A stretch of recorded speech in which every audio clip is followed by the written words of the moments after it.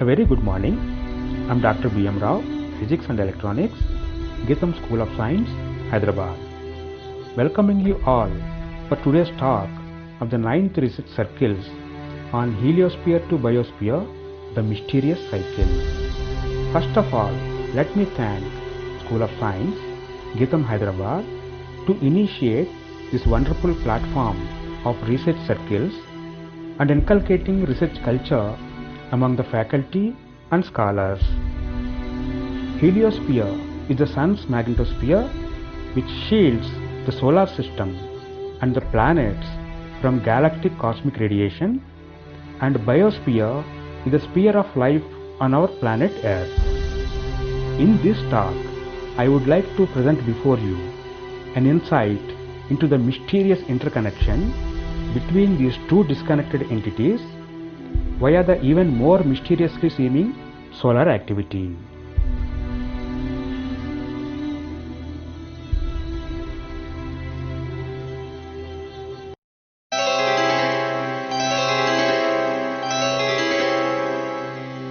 आदिदेव नमस्तुभ्यं प्रसीद मम भास्करा दिवाकर नमस्तुभ्यं प्रभाकर नमोऽस्तु ते सप्तास्वरधमारूढं प्रचण्डं कश्यपात्मजं श्वेतपद्मधरं देवं तं सूर्यं प्रणमाम्यहम्.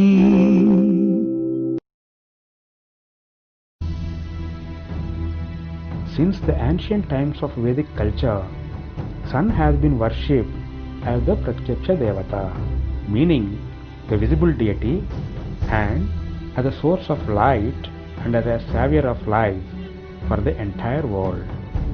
Sun is described as to be mounted on a chariot of 7 horses, while on his course of movement on the horizon, and all other deities accompany this celestial fleet.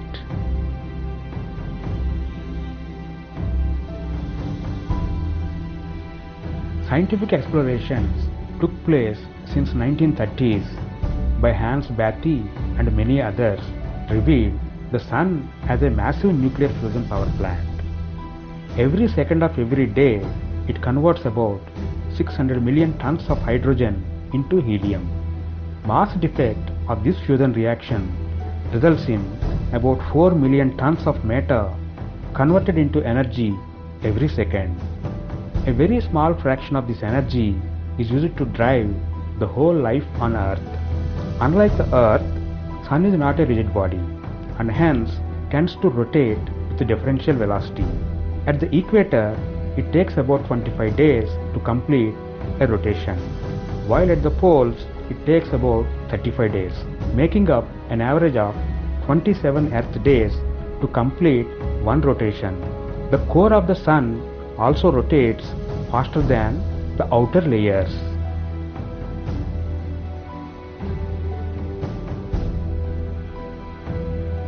Sun is so big that a million Earths can easily be fit inside. As compared to Sun, the Earth appears only like a tiny speck, on top of which about 7.8 billion people are living comfortably without any sense of what is happening at the nearest star. Sun is so massive that it contains nearly 99.86% of the whole mass of our solar system. Sun is about 4.6 billion years old now, and it would be pretty stable for another 5 billion years or more. Apart from these well-established scientific facts, Sun is also known for breathtaking miracles and mysteries.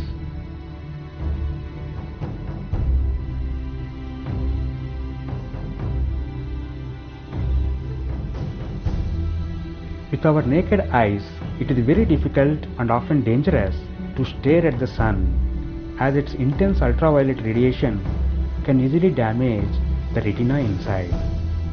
Ever since Galileo invented the first telescope, somewhere around 1609, scientists have been observing little dark spots, which often appearing and disappearing on sun's surface.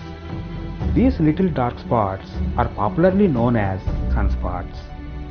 It is interesting to know why sunspots are darker.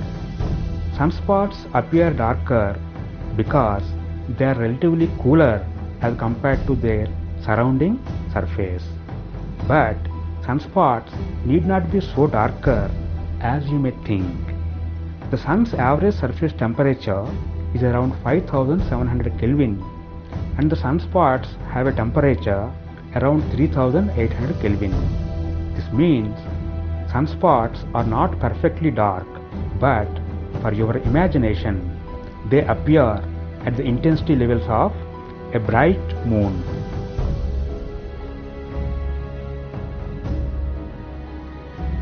By the year 1775, Christian Horrebo in Copenhagen observed that the appearance of sun repeats itself with respect to the number and size of the sunspots. Even though the sunspot data at that time was not very systematic due to the differences in observing conditions, the plotted data still show a periodic behavior.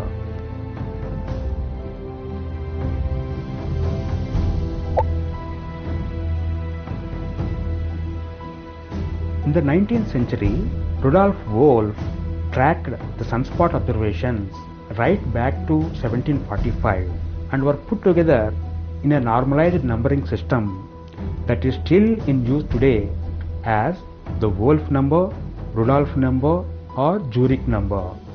The normalization of sunspot data is according to the Wolf's formula is given here, where K is the normalization constant to account for instrumental differences. G is the number of sunspot groups and S is the number of individual sunspots. A different index of sunspot activity was also introduced in 1998 to accommodate for the sunspot data acquired since 16/9. The monthly average sunspot data normalized as per the Wolf's formula is plotted as shown here. It is seen that the first cycle in the Wolf series occurs between 1755 and 1766. Right now, by 2019 ending, we are witnessing the cessation of the 24th solar cycle and approaching towards a grand solar minimum. After this, a new solar cycle, that is the 25th solar cycle, is to come up.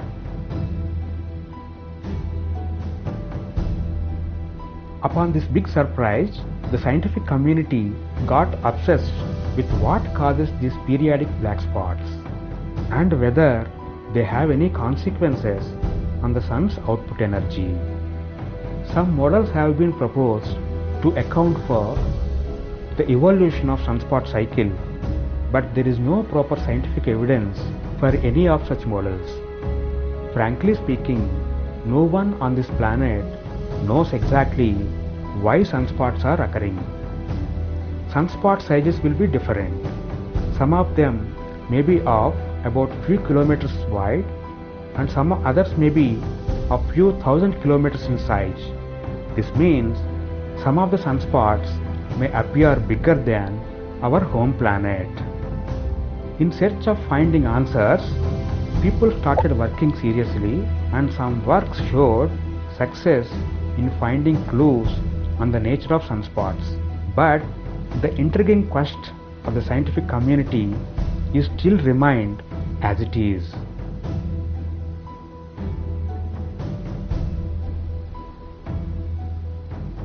In 1908, George Ellery Hale became successful in finding that sunspots are strongly magnetized. It is also observed that sunspots always occur as pairs. Just like a bar magnet having north and south polarities, sunspots also paired according to their north and south polarities. It is therefore very much clear that sunspots are associated with magnetic fields and they actually are magnetic disturbances appearing onto the sun's surface. The question remains still is why these magnetic disturbances occur at those locations only.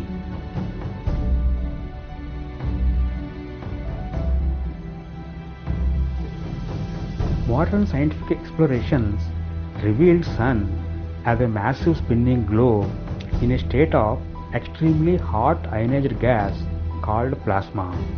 The nuclear fusion reactions at the core of the Sun start to occur between hydrogen nuclei resulted in helium, but the chain will go up making heavier and heavier nuclei until finally breaks after iron. So we can imagine the Sun as a massive nuclear power plant generating not only energy but also making different elemental nuclei up to iron. Apart from this, every 11-year period the Sun's magnetic field completely flips so that its north pole becomes south pole and vice versa. The same magnetic reversal is true for individual sunspots as well. In space, a spinning globe of plasma will be in a state of perfect balance between two forces. The first one is the inward gravitational pull and the second one the outward centrifugal push. At the occurrence of sunspots, something happens at the interior of the Sun that disrupts this balance. This is my perception at this point of time. When sunspots show up, the plasma from Sun's interior erupts at different magnitudes. At smaller to medium levels, these eruptions are called prominences and flares, which again fall back onto the Sun's surface following the magnetic field lines. At larger scale, when these eruptions occur, the Sun's plasma flushes out into the outer space with a great force, causing solar wind. These are called coronal mass ejections, or CMEs for short. If by any chance our planet Earth is positioned at that direction where CMEs are erupted, the solar wind will have a profound impact on the geosphere as well as the biosphere. The biosphere here means the sphere of all life forms, including humans, animals, birds, trees, etc. High energy charged particles that flush out with a great force severely affect communications by damaging satellite microchips, disrupting electrical power grids, causing radio interferences, etc. Not only that, due to the induced disturbances in geomagnetic field, people and animals will also get affected. At times of intense geomagnetic storms, the people who are found sensitive to geomagnetic fluctuations may behave violently. Several studies also reported enhanced crime rates during such large-scale geomagnetic storms.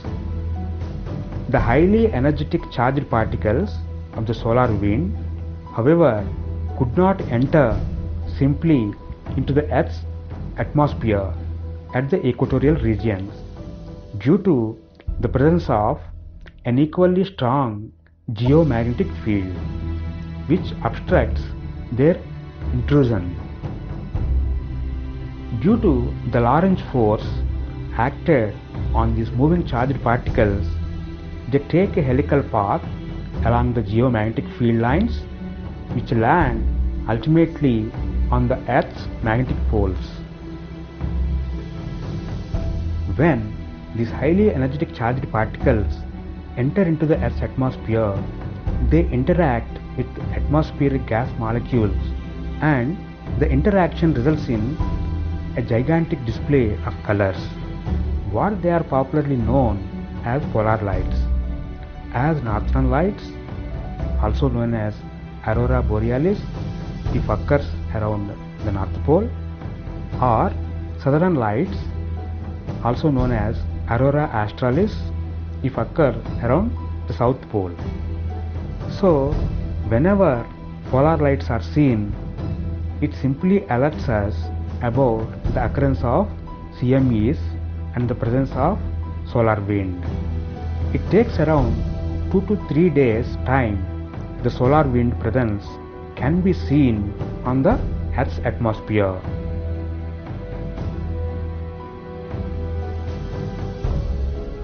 Now, to address such questions as whether sunspot activity has any consequences on the sun's output, studies have been conducted.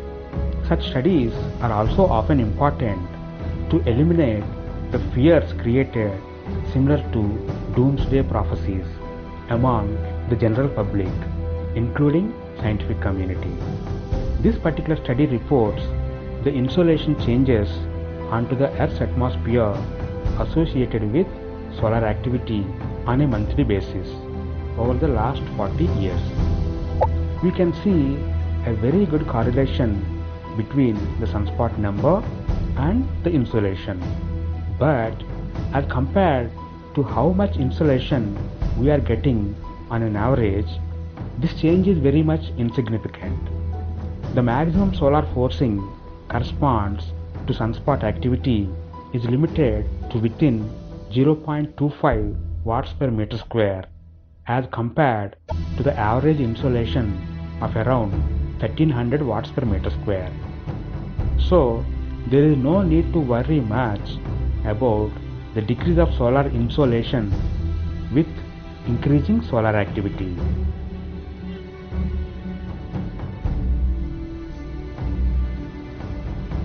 To review such studies, an intergovernmental panel on climate change (IPCC) has been constituted. One such report of the IPCC is shown here for your reference. It shows a consolidated report on how much radiative forcing is caused by solar activity as compared to other factors like greenhouse gases, aerosols of different origin, etc. for 2011 with reference to the year 1750. It shows a large bar indicating very strong forcing due to anthropogenic emissions. As compared to this or any other contribution, the forcing due to sunspot activity is very much insignificant, of the order of 0.1% or even less than that.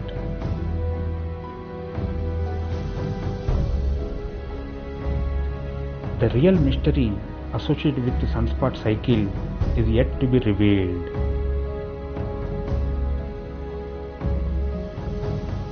This wonderful study reports the sunspot cycle variations over the last 400 years. It is clearly seen that there are certain periods, for example, between 1645 and 1715, the sunspot numbers are very much minimal, almost approaching to zero. We don't know exactly about why solar activity was almost absent for about 70 years long. Is it simply because of lack of observations? While admitting this report, a fundamental question will arise that how the scientists could able to trace back the sunspot numbers over the last 400 years. But there are certain interesting things we need to pay attention. The 70 years grand solar minimum for the 1645 to 1715 period is known as the Maunder minimum. This period is also roughly coincided with the middle part of the so-called Little Ice Age, where the lowest wintertime temperatures were recorded over the Central Europe and parts of Northern America. And now people are again frightened to see what will happen in 2019, because in 2019 the 24th solar cycle is just ending, and during this time the sunspot activity is nearing to that of the grand solar minimum again. So what is going to happen because of this?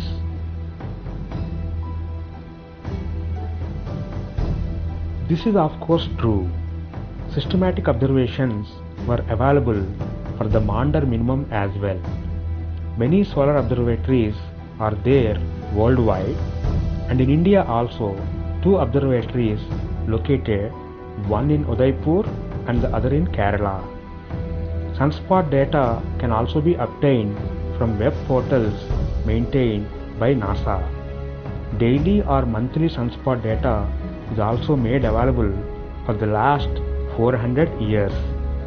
In addition, scientists are also extracting solar activity signatures indirectly from the entities of the biosphere which lived for thousands of years before as well. Can anyone have a wild guess from where exactly the scientists are getting this data?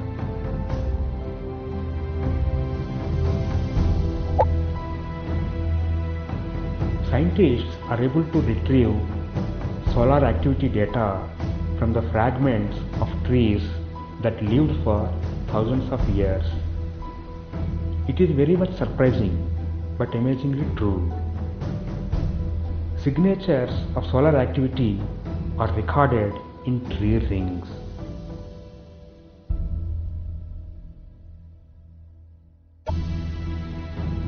There were trees that lived in central and southern parts of America for thousands of years. Parts of these trees were utilized in the construction of ancient buildings and churches, etc. If we have remnants of the wood, it is possible to retrieve solar activity information by scientifically analyzing them for carbon dating.